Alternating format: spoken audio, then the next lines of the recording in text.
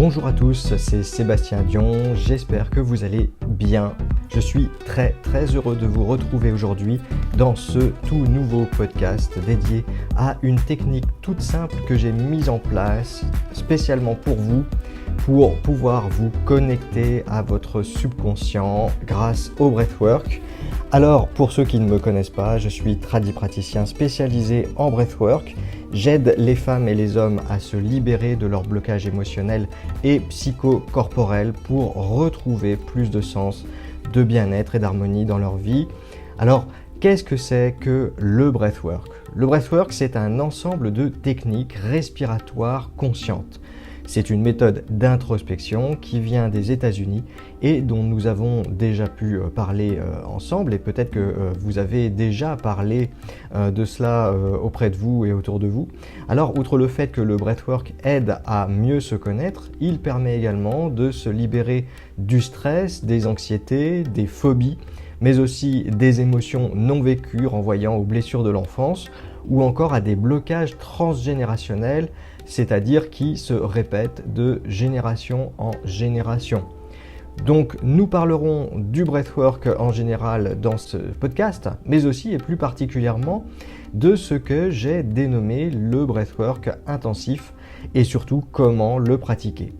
Alors restez bien jusqu'au bout de ce podcast pour bénéficier d'une méthode que j'utilise désormais dans tous mes accompagnements et qui vous permettra de vivre une expérience vraie de breathwork.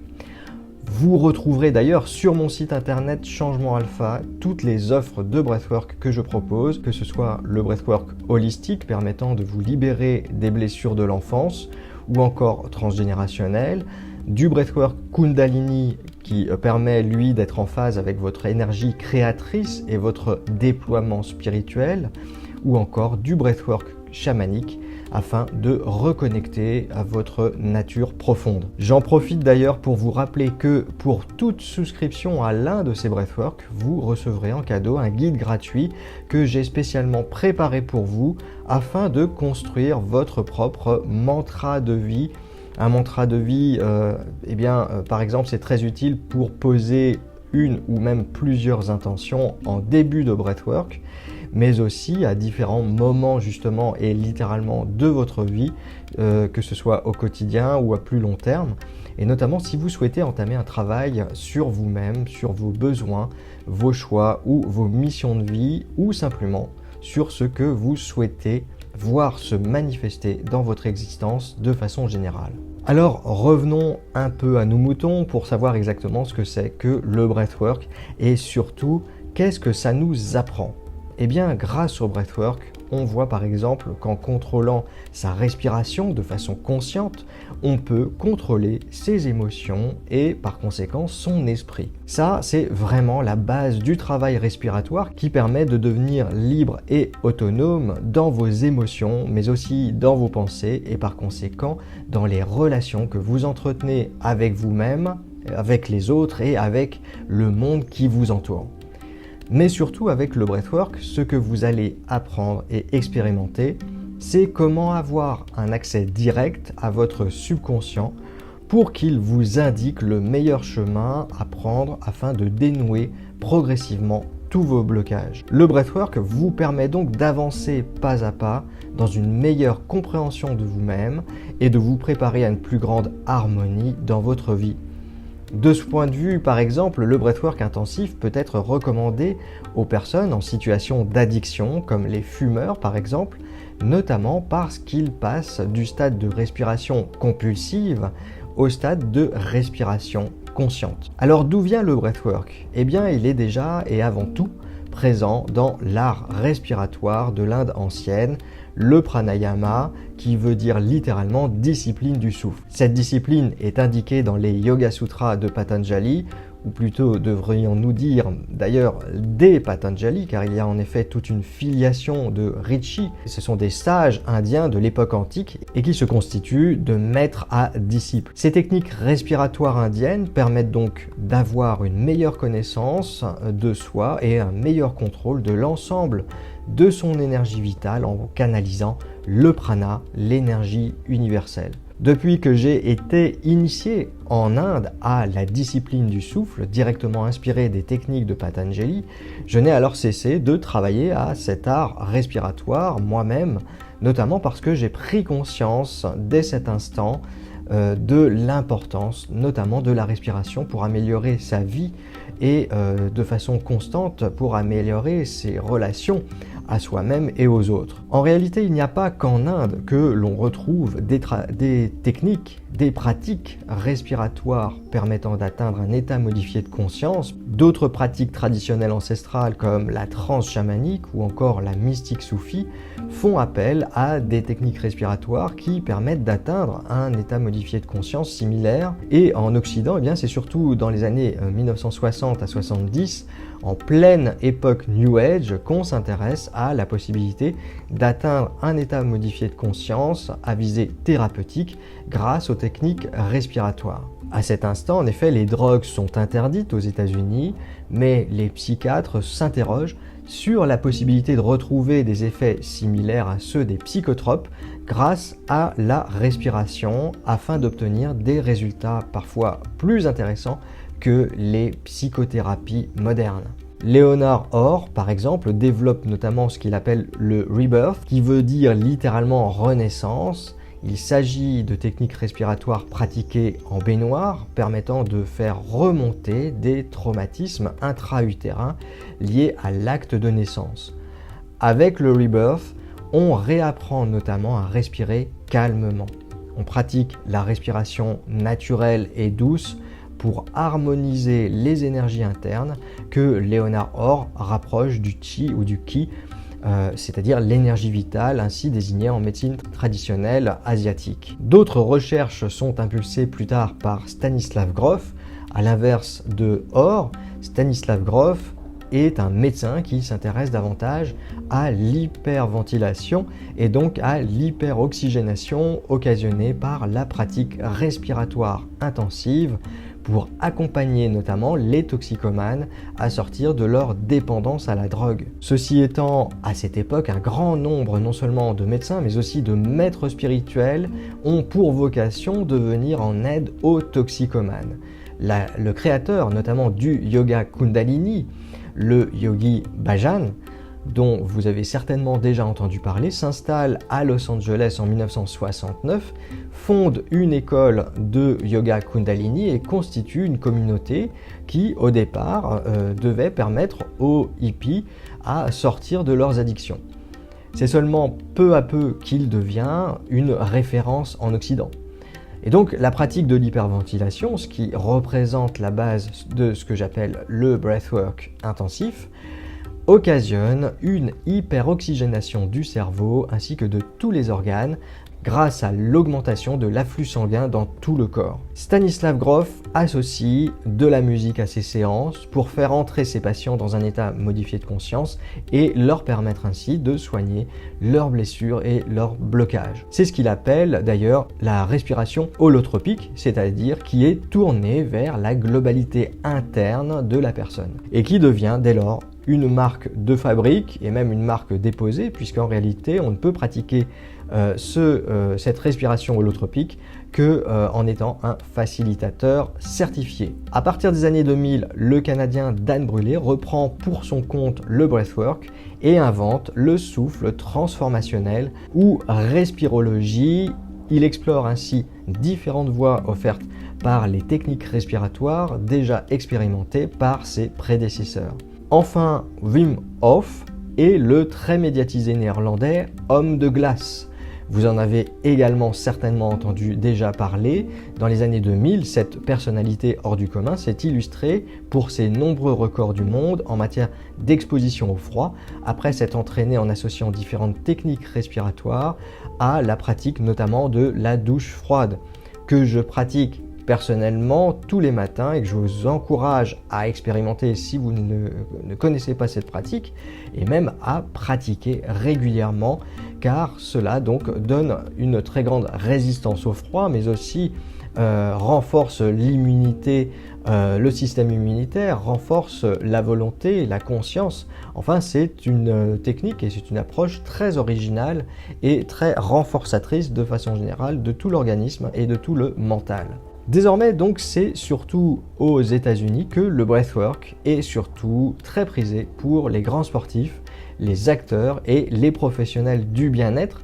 Mais on trouve depuis peu également du breathwork en Europe et en France. Alors, qu'est-ce que j'appelle, moi, personnellement, le breathwork intensif? Le breathwork intensif est une version de breathwork que j'ai élaboré. Il s'agit d'une technique respiratoire qui ne diffère pas beaucoup des autres breathwork du même type, notamment du fait de l'hyperventilation.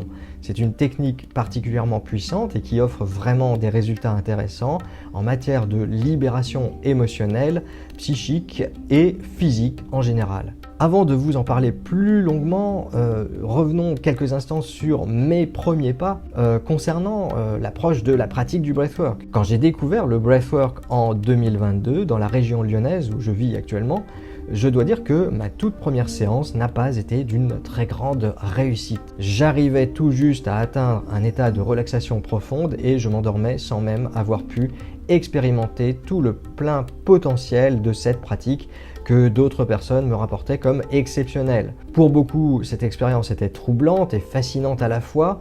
Elle pouvait être assimilée à des visions, parfois même déstabilisantes, car certains me rapportaient avoir effectué des expériences de voyage dans quelques mondes parallèles ou de régression dans une vie antérieure, le tout s'accompagnant de sensations et de perceptions décuplées comme jamais. Ce n'est donc qu'à partir de la deuxième séance que les choses ont vraiment changé pour moi et que j'ai pris conscience que je devais développer ma propre technique qui permet de façon générale et toujours d'expérimenter en tout cas cet état de flow, ce concept américain qui décrit l'impression d'une fluidité extrême dans le rapport à soi, physique, mental, émotionnel.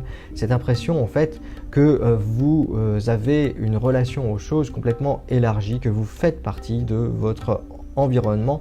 Et donc l'un de mes vécus les plus forts s'apparente finalement à une sorte d'expérience mystique avec l'impression d'être justement connecté à un grand tout. Je me trouvais face à des entités divines que je reconnaissais en partie et qui agissaient envers moi comme des guides qui m'invitaient donc à les suivre pour libérer en moi la conscience universelle. À mesure que je progressais dans mon expérience, je ressentais une grande paix intérieure et une certitude au-delà des mots qui m'incitaient à suivre cette force incommensurable. Ce sentiment de liberté incroyable ne m'a jamais vraiment quitté jusqu'à la fin de la séance. Et si cette expérience fait partie des voyages un peu extraordinaires, il est tout à fait possible d'expérimenter, comme je vous le disais précédemment, des choses un peu plus dérangeantes comme de retrouver des personnes défuntes qui la plupart du temps sont là pour délivrer un message aux vivants que vous êtes. Je me rappelle aussi de cet accompagnement d'une jeune femme qui visualisait comme un immense maelstrom coloré et constitué de différentes problématiques qu'elle avait à résoudre avec elle-même, car l'un des aspects les plus intéressants du breathwork, c'est bien de se voir délivrer un ou plusieurs messages par notre subconscient concernant notre chemin à prendre, notre chemin de vie, à la fois par rapport au passé, mais surtout dans une relation à l'avenir qui reste éminemment constructive. Aussi tire-t-on toujours du breathwork ce que l'on doit en tirer, et si l'on doit s'assoupir, alors c'est qu'à mon sens, on n'est pas véritablement prêt non plus à expérimenter pleinement ce que doit nous révéler le breathwork, et qu'il y a encore trop de blocages émotionnels qui font rempart, un peu comme en hypnose d'une certaine manière, on a le même rapport en hypnose, on ne peut pas hypnotiser quelqu'un contre son gré. Si cette personne ne veut pas être hypnotisée, elle n'arrivera pas à être hypnotisée d'une certaine façon. Donc c'est le seul moyen de faire donc cette introspection, et si ça ne fonctionne pas, si on s'assoupit, eh bien il est préférable à ce moment-là de renouveler les expériences pour y parvenir. Alors, j'ai parlé des phases de révélation un peu durant le breathwork, mais parlons maintenant des sensations physiques qui sont parfois très impressionnantes aussi, car vous pouvez ressentir en effet des picotements dans les mains, des sensations de vertige, d'étourdissement, de crispation des membres inférieurs et supérieurs, de bouche sèche ou encore des crises de rire ou de larmes incontrôlables. Ces symptômes sont tout à fait normaux et ne doivent pas empêcher pour autant la poursuite de la respiration intensive qui dure littéralement entre 20 à 30 minutes. Et donc, au-delà de 30 minutes, on s'arrête obligatoirement parce que sinon c'est trop. Et donc, durant le breathwork intensif, le cerveau analytique est mis en veille par l'hyperoxygénation occasionnée par l'hyperventilation. Et donc, la sollicitation de la glande pinéale située au sein de notre système limbique suractive alors notre cerveau émotionnel et nous plonge dans un état modifié de conscience proche de la transe ou de la prise de LSD. On a pu rapprocher cet état modifié de conscience à une prise de LSD, notamment parce que on a pas mal de visions et de sensations que l'on ne peut pas contrôler et qu'on ne fait que subir d'une certaine manière. Tout ceci étant dit, on reste conscient, et je tiens à vraiment souligner cet aspect-là, on reste absolument conscient tout au long de la séance de ce que l'on fait, de ce que l'on vit. Par contre, on n'a pas la prise sur les choses, donc la seule prise qu'on peut avoir à ce moment-là, si on veut redescendre un petit peu l'intensité des visions ou des sensations, eh bien, il faut simplement baisser en intensité la respiration, et là, eh bien, on a à nouveau un contrôle de ce que l'on voit, de ce que l'on ressent. Donc c'est assez simple finalement. Et lorsque la respiration donc est suffisamment intense, cet état débute autour de 8 à 12 minutes de respiration intensive. À l'instar de ce que connaissent les sportifs de haut niveau pendant et après l'effort, l'hyperventilation augmente donc la proportion d'oxygène dans le sang. Cela provoque une libération d'endorphine, une morphine naturelle, qui est produite donc par l'hypothalamus en direction des glandes endocriniennes. Et donc l'oxygène est redirigé vers les organes, mais c'est surtout cet apport important en oxygène qui donne une sensation de clarté d'esprit, un sentiment d'euphorie et une impression de planer. Pour toutes les sensations et visions qu'il peut occasionner, le breathwork intensif peut susciter alors quelques réticences chez les personnes qui n'y sont pas habituées et qui n'ont jamais donc expérimenté ce breathwork. Il n'y a pourtant aucune crainte à avoir, comme je le disais précédemment, vous restez conscient de vous jusqu'au bout et les effets que vous ne souhaitez pas voir s'accroître éventuellement, eh bien vous pouvez donc les maîtriser en baissant l'intensité, encore une fois, de votre respiration. Le breathwork intensif présente surtout de nombreux bienfaits. C'est vraiment ça que j'aimerais pouvoir vous transmettre ici dans ce podcast. Il permet de reconnecter à son être profond tout en dépassant de nombreux blocages, notamment des blocages émotionnels. Le breathwork a également des effets notables sur le stress chronique et l'insomnie. Il aide à lâcher prise en se libérant des tensions internes, favorise une plus grande conscience de soi et aide à rebondir en situation de stress chronique justement, voire en entrée dans un schéma dépressif. La respiration intense et consciente engage également un processus de détoxification, c'est-à-dire de libération des toxines emprisonnées dans le corps, dans les tissus musculaires et l'ensemble des organes grâce donc au travail du souffle. En procédant à une respiration diaphragmatique, le breathwork a également des effets bénéfiques sur les addictions, comme je l'ai dit également en tout début de ce podcast, pour les fumeurs par exemple, notamment parce qu'ils doivent prendre conscience de leur façon de respirer. Le breathwork libère donc le subconscient qui nous délivre un message sur l'origine d'une douleur profonde que le seul symptôme apparent ne pourra pas nous aider à résoudre, par exemple comme dans la médecine allopathique, et nous donnera donc la façon même de pouvoir accéder à la résolution de ce problème qui aura occasionné donc notamment par exemple une addiction. Un manque de reconnaissance étant enfant par exemple peut être notamment à l'origine de l'addiction au tabac. Le fait alors de se voir étant enfant durant le breathwork, et c'est ce qui peut se passer alors, eh bien, permet de comprendre l'enfant que l'on était à ce moment-là et de désamorcer par la même occasion, en quelque sorte, cette addiction. C'est pourquoi le breathwork peut constituer une sorte de catharsis pour le respirant, si l'on peut dire, en délivrant les informations nécessaires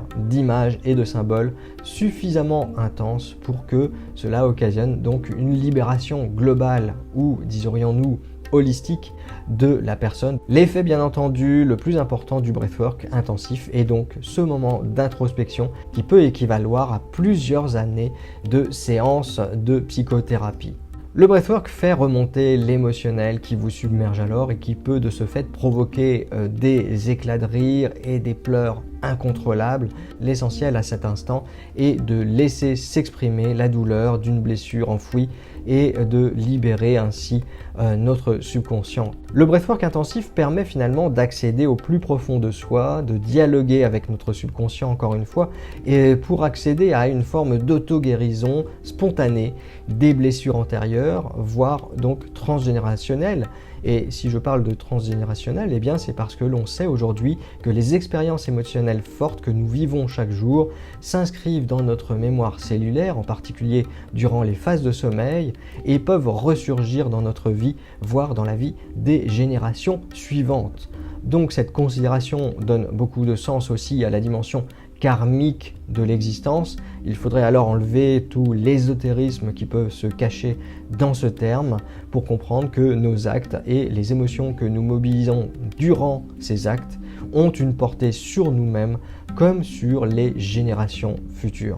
Alors à quelle fréquence renouveler ou non les séances de breathwork? La réponse est simple, vous pouvez pratiquer ces séances aussi souvent que vous le souhaitez, au gré de vos envies et aussi souvent que vous en sentez la nécessité, que ce soit pour mieux vous connaître, pour régler des problèmes de stress ou d'anxiété chronique ou pour lever différents blocages profonds. Le bon rythme, à mon sens, reste de l'ordre d'une fois par semaine ou d'une fois toutes les 2 semaines. Alors, y a-t-il des contre-indications au breathwork? Pour toutes les bonnes raisons que j'ai énoncées précédemment, il n'y a pas vraiment de contre-indications au breathwork intensif. Au contraire même, toutefois, du fait du caractère justement intensif de la respiration, il est plutôt déconseillé aux personnes cardiaques qui souffrent d'hypertension artérielle, de maladies vasculaires cérébrales ou encore pour les femmes enceintes. Les personnes sujettes à l'asthme ou aux problèmes respiratoires peuvent se munir, quant à elles, d'un bronchodilatateur de type Ventoline et le garder près de soi pour limiter les angoisses durant la séance. Pour ces personnes ainsi que pour celles qui sont sujettes à des troubles épileptiques et des crises d'anxiété importantes, s'en tenir à une respiration plus douce durant la séance peut suffire pour en ressentir simplement tous les bienfaits. Enfin, pour pratiquer le breathwork, nul besoin d'un entraînement spécifique ou même d'un matériel spécialisé. Quelques éléments doivent être rassemblés cependant autour de vous.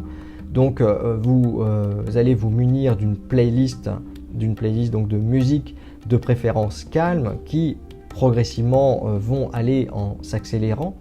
Et prenez soin de sélectionner aussi des musiques notamment à 4 temps, c'est-à-dire le rythme qui peut être assimilé à celui de la marche à pied par exemple.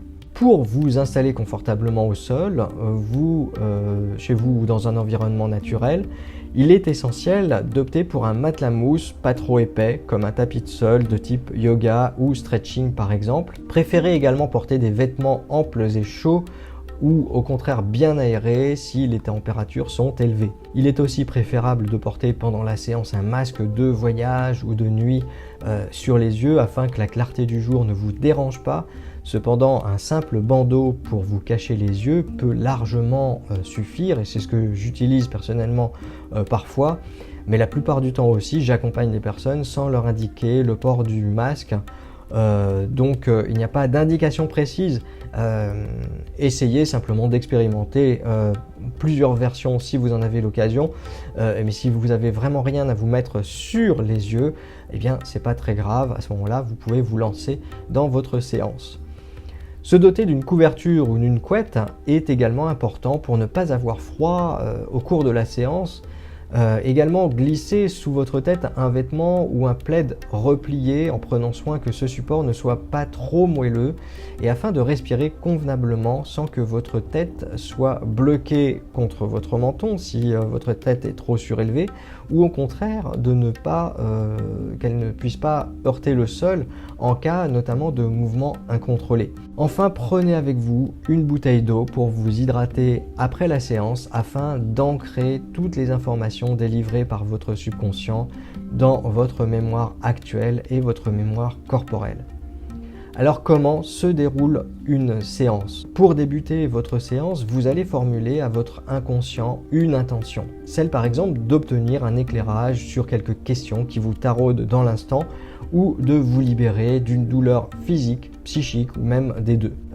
Vous pouvez bien entendu aussi vous libérer d'un poids que vous ressentez sur le plan émotionnel, par exemple qui peut être lié encore une fois aussi bien entendu aux blessures de l'enfance et ça donc vous allez le formuler également sous forme d'intention. Si vous souhaitez simplement profiter de ce breathwork pour mieux vous connaître et approfondir vos impératifs de vie, vous pouvez utiliser donc un mantra de vie, je vous en ai parlé en tout début de ce podcast et je mets à votre disposition donc un lien pour obtenir un guide gratuit librement téléchargeable pour pouvoir élaborer votre mantra de vie. Donc si vous n'y êtes pas familiarisé, donc ceci pour pouvoir ensuite le mobiliser à tout instant et notamment avant votre séance de breathwork intensif. Ce mantra de vie est un outil très puissant qui s'affinera, vous le verrez avec le temps à mesure que vous utiliserez donc ce mantra de vie. Il vous aidera à rester aligné à vos désirs, à vos aspirations et à vos valeurs profondes et à redéfinir votre mission de vie malgré les doutes existentiels qui peuvent se présenter sur votre route. Donc je vous laisse le lien vers ce guide gratuit pour élaborer votre mantra de vie en description donc de ce podcast. Après avoir formulé votre intention, vous allez pouvoir vous étirer et échauffer vos muscles pour rendre votre esprit pleinement disponible à la séance de breathwork qui va suivre. Des exercices de stretching, de yoga ou simplement des automassages peuvent vous permettre de mettre en éveil votre corps. La respiration alternée qu'on trouve à la base du pranayama par exemple est un très bon outil pour cela. Donc on prend 5 minutes pour effectuer de façon alternée une respiration qui s'effectue avec le mudra de Vishnu, c'est-à-dire en utilisant la main principale, index et majeur recourbés vers la paume et pouce et annulaire relevés. En bouchant donc une narine avec le pouce, vous effectuez un inspire de 4 temps. Tenez en apnée pendant 16 temps, puis expirez toujours par la même narine durant 8 temps. Recommencez le même processus de l'autre côté en vous bouchant l'autre narine, cette fois avec l'annulaire, index et majeur toujours repliés vers la paume. Pour compter le nombre de cycles de respiration, vous pouvez prendre vos marques comme on le fait habituellement en Inde sur chaque première phalange de la main au repos. Comptez ainsi jusqu'à 4 cycles, 8 cycles ou tous les multiples de 4 supplémentaires pour pratiquer donc cette respiration alternée aussi longtemps que vous le souhaitez. Passez ensuite à un petit moment de méditation de pleine conscience. Donc vous allez prendre aussi 5 minutes, les yeux fermés ou mi-clos.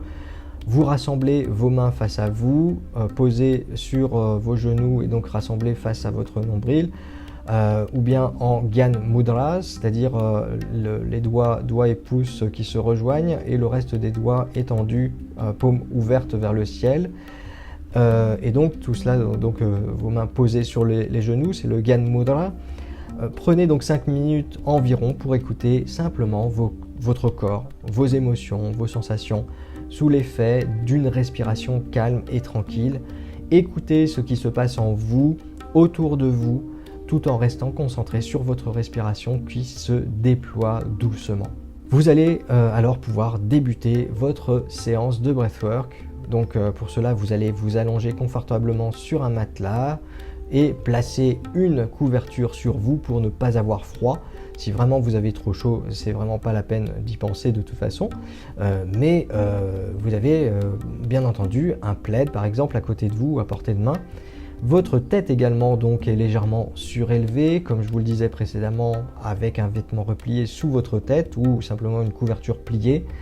et vous allez vous masquer les yeux si vous le souhaitez. Et là, vous allez lancer votre playlist dans vos écouteurs ou bien sur une chaîne hi-fi pour pouvoir rester, surtout c'est très important, pour pouvoir rester libre de vos mouvements lors de la séance de respiration. C'est parti donc pour le breathwork intensif qui va durer 20 à 30 minutes maximum. Si vous avez une certaine appréhension pour cette respiration, vous pouvez débuter par un breathwork intensif qui va être moins long. Vous allez programmer par exemple votre playlist pour que ça ne dure que 20 minutes et même pourquoi pas juste 10 minutes pour vraiment vous familiariser ne serait-ce qu'avec cette respiration du breathwork intensif. C'est d'ailleurs ce que je propose dans mes séances d'initiation gratuites que vous allez pouvoir retrouver en ligne. Je vous invite à venir consulter ces séances d'initiation et pourquoi pas venir y participer. Donc la respiration diaphragmatique que je désigne comme intense et profonde se pratique comme suit. 2 respirations courtes puis une 3e respiration longue. Ainsi on inspire sur le premier temps par le ventre, puis par le thorax sur le 2e temps, avant d'expulser vivement l'air par vos poumons sur le 3e temps et par le ventre sur le 4e. Cette respiration constitue ainsi un cycle et vous allez renouveler ce cycle sur 20 à 30 minutes. La pratique du breathwork n'est pas très compliquée comme vous pouvez le comprendre, cependant il est très important de le pratiquer de façon réellement intense, c'est-à-dire volontaire. Et je souligne vraiment cet aspect car je rencontre encore trop de personnes qui n'y mettent pas assez de volonté. C'est aussi la raison pour laquelle je leur dis alors qu'elles ne sont peut-être pas prêtes pour l'instant à vivre pleinement une expérience intense. Et donc, rappelez-vous bien que malgré les sensations physiques que vous allez ressentir, tout est absolument normal. Et d'ailleurs, si vous ne les ressentez pas, c'est que la respiration n'est pas assez intense, tout simplement. N'ayez donc aucune crainte à avoir pour ressentir des effets que vous ne ressentez pas habituellement et continuez à pratiquer donc cette respiration intensive durant 30 minutes si vous souhaitez donc une séance complète. Pour ce breathwork intensif, vous allez également adopter la méthode que j'ai élaborée et donc qui consiste à mettre la bouche en haut. Cette technique permet d'intensifier donc la respiration et les résultats de cette respiration qui vont arriver beaucoup plus rapidement.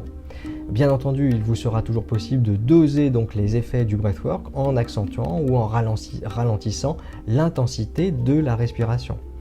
On inspire donc en 2 coups fortement par la bouche en haut, avec le ventre puis la cage thoracique. On expire en expulsant fortement l'air des poumons, en contractant la cage thoracique, tout en relâchant vigoureusement ensuite le diaphragme. Ce qui fait donc de respirer ainsi.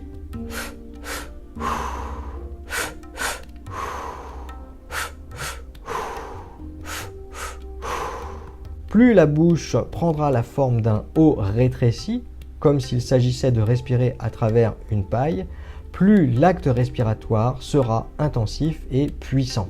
Avec cette technique, donc, c'est impossible finalement de ne pas ressentir rapidement les effets du breathwork et d'éviter par conséquent de sombrer dans ce qui transformerait votre séance de breathwork en une simple sieste relaxante. De nombreuses sensations plus ou moins désagréables peuvent survenir au cours de votre séance. Si donc durant la séance vous avez des sensations de bouche sèche, prenez une courte pause pour déglutir avant de reprendre rapidement le rythme de votre respiration.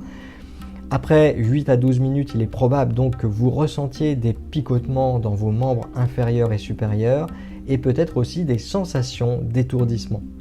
Votre corps peut se mettre à bouger au niveau de la zone pelvienne et de tout votre bassin et votre thorax de marquer des mouvements d'ondulation ou des secousses. Tout cela est absolument normal, donc pas d'inquiétude si vous vous en rendez compte, et il y a de fortes chances pour que si ça vous arrive, eh bien vous ne vous en rendiez pas compte tout de suite. Et dans tous les cas, eh bien continuez la respiration intensive. Vous allez ainsi donc augmenter votre rythme respiratoire au cours du breathwork et vous allez progressivement avoir l'impression que votre corps se dilate progressivement dans l'espace qui vous entoure. De même que vous aurez progressivement l'impression que votre respiration s'étend à tout ce qui vous environne. Ces sensations constituent le point de bascule du breathwork et le véritable commencement de ce voyage à la rencontre de vous-même. À la suite de la phase intensive, vous allez entamer une phase de relaxation de 20 à 30 minutes également. Cette phase permet à votre système nerveux et psychique de récupérer et d'assimiler les informations délivrées durant la phase active du breathwork. Donc, passé ces 20 à 30 minutes, vous pouvez alors progressivement revenir à vous-même. Donc, en terminant par exemple la séance aussi avec une musique calme et posée. Et puis, quand vous allez sortir de cette phase également de 20 à 30 minutes de séance de relaxation, d'une certaine façon, eh bien, vous allez pouvoir boire un grand verre d'eau en conscience, c'est-à-dire en revenant sur l'ensemble des expériences que vous avez vécues et que vous souhaitez intégrer en vous-même, dans votre corps et dans votre esprit. Enfin, le breathwork ne serait pas terminé si cette expérience s'arrêtait là, car l'intérêt majeur est ensuite d'exprimer ce que vous avez ressenti et expérimenté au cours de ce breathwork. Ainsi, vous pouvez vous tourner vers des pratiques comme la peinture, le dessin, afin de tenter de retranscrire tout cela. Peu importe de savoir dessiner ou peindre, c'est pas le problème. Vous utilisez de préférence pour le faire des formes géométriques simples et vous allez pouvoir aussi par exemple utiliser des couleurs, des ustensiles pour peindre doucement ou gratter votre support.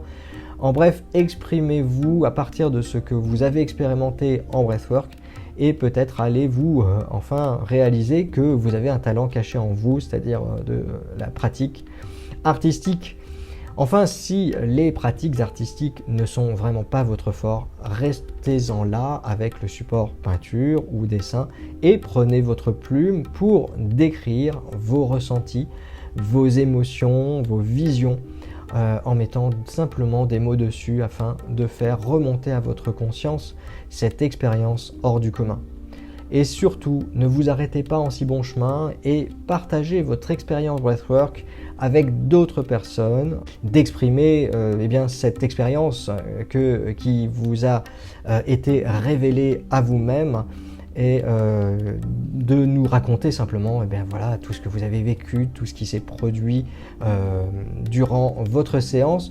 Je vous laisse donc le lien pour rejoindre la communauté sur le fil de discussion Telegram en description de ce podcast. Et donc, voilà, c'est tout pour ce podcast. J'espère que cette approche du breathwork vous aura plu. Et si vous ne vous souvenez plus de tout ce dont nous avons parlé au cours de ce podcast, vous pouvez retrouver tout l'article du contenu du même nom, sous le même nom. Et je vous laisse donc encore une fois le lien en description de ce podcast. C'est un lien qui vous conduira directement sur mon site internet Changement Alpha. En attendant, je vous dis à très bientôt sur cette chaîne de podcast et je vous souhaite le meilleur. Portez-vous bien et bonne séance d'introspection et de libération émotionnelle avec le breathwork. À très bientôt, ciao, bye.